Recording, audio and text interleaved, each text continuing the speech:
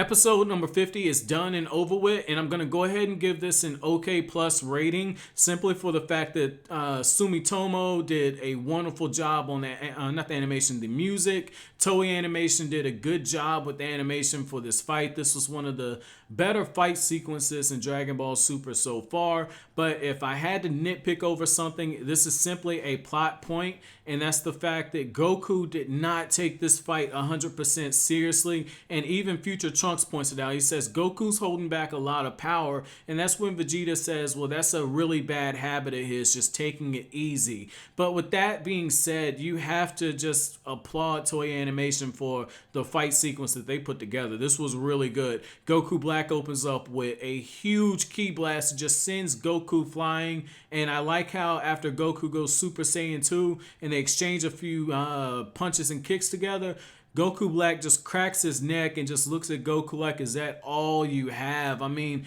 this was really good. We have like a lot of throwbacks to with the fists colliding against each other.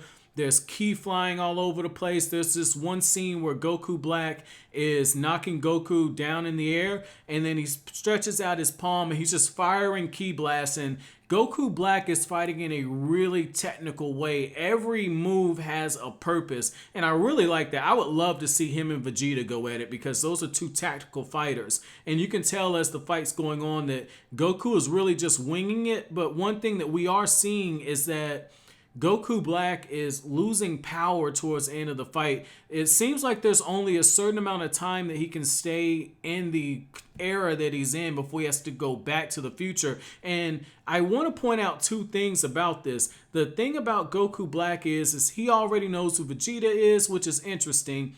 But he also knows who Beerus is. And as soon as the episode opens up, Beerus notices that ring. And he and Whis have this look on their expression. This expression on their face. And I thought it was very interesting that they showcased that ring and that Beerus and Whis were the ones who caught it. And we, as fans, we know that he's using that to travel back through time.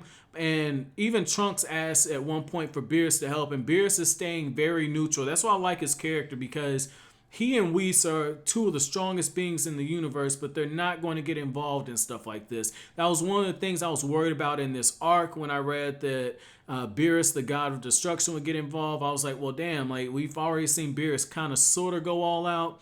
If Beerus has to get involved, then what's the point in Goku and them even fighting? So I like the fact that for the most part, Beerus is staying out of this. And I thought it was pretty cool how Krillin brought up the point that Whis can travel back in time through a few moments, and it's pretty cool how they do the flashbacks to the revival of F arc, but Whis is like staying out of it. And then that's when Bulma decides, like, wait a second, I can't fix this time machine, because Goku Black blows up Future Trunks' time machine. And just a quick note on that, I thought it was very interesting that Future Trunks did not make that time machine a capsule again. And at first I was thinking, well, maybe he can't do it. But then that's when Bulma goes into a laboratory and she finds the time machine that Future Cell traveled back from the timeline where Cell killed Trunks and came back to the Earth, or came back to the past.